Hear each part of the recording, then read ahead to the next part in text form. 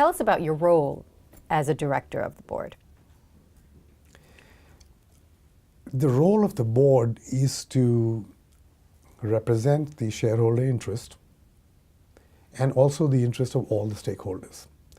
But the primary responsibility is to create shareholder value and give them the return. They've given the capital, they must see the return. At the same time, the board job is that of an oversight and governance and not of operating. So, I describe it saying a board member's role is nose in, fingers out.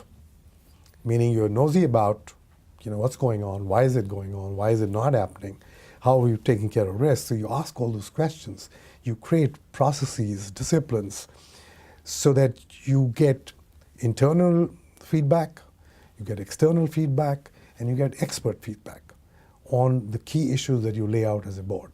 And be very disciplined about it, because you meet 5 times in person in a year and a few times in the committees. So you got to have a calendar where you are able to review and understand each of these things. Okay. So as a board member, discipline, I would say, is number 1.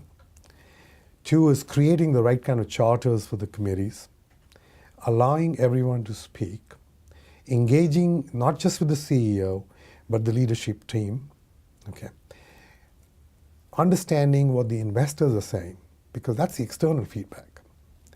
Then having an outside voice from industry consultants and experts. Outside feedback from investors' point of view, from investment bankers and so on.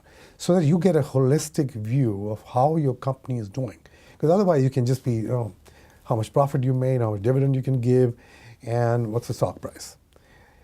Now that is only a lagging indicator, because that's what has happened. Now the board needs to be aware of what's happening and what can happen in the future. And it is for that perspective that you need all these voices. So as a board member, unlike what used to happen 15, 20 years ago, now there's a lot of responsibility on each director. And especially after Sarbanes-Oxley, the responsibility and accountability of directors has increased.